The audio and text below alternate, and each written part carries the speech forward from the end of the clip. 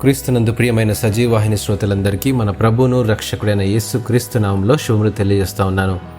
విజయోత్సవములు 30 రోజుల మన పాఠ్యభాగంలో ప్రత్యర్థిని ఓడిస్తే విజయోత్సవాలే అనే అంశాన్ని అనుదిన వాహినిలో నేడు మనం ధ్యానించుకుందాం.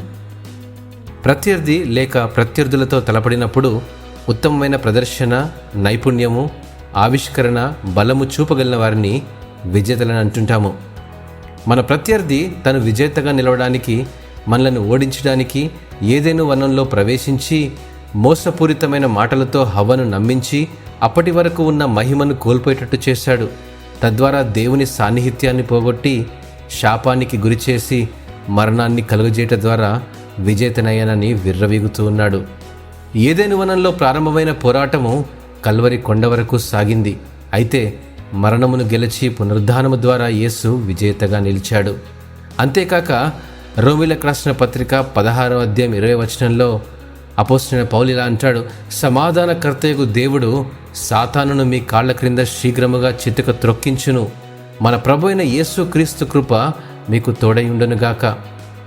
తను ఎందరూ అంగీకరిస్తారో వారందరికీ దేవుని పిల్లలగుటకు అధికారం ఇస్తానని వాగ్దానం ఇచ్చాడు. ఆ అధికారాన్ని యేసు ఓడించిన శత్రువును మన కాళ్ల క్రిందించడానికి వినియోగించాలంటాడు. మన కాళ్ల క్రిందనున్న ప్రత్యర్థి ఏదోలా మోసగించి ఏమార్చి తిరిగి మన జీవితాలపై విజయం సాధించాలని ప్రయత్నిస్తూనే ఉంటాడు. అందుకోసం తన శక్తియుక్తులన్నింటినీ ఉపయోగిస్తాడు. అనుక్షణం మనలను ఓడించడానికి ప్రయత్నిస్తూ ఉండే అపవాదిని మన కాళ్ల క్రింద ఉంచడానికి దేవుని శక్తియుక్తులన్నింటినీ ఉపయోగిద్దాం. దేవుడు మిమ్మల్ని ఆశీర్వదించుగాక. ఆమెన్.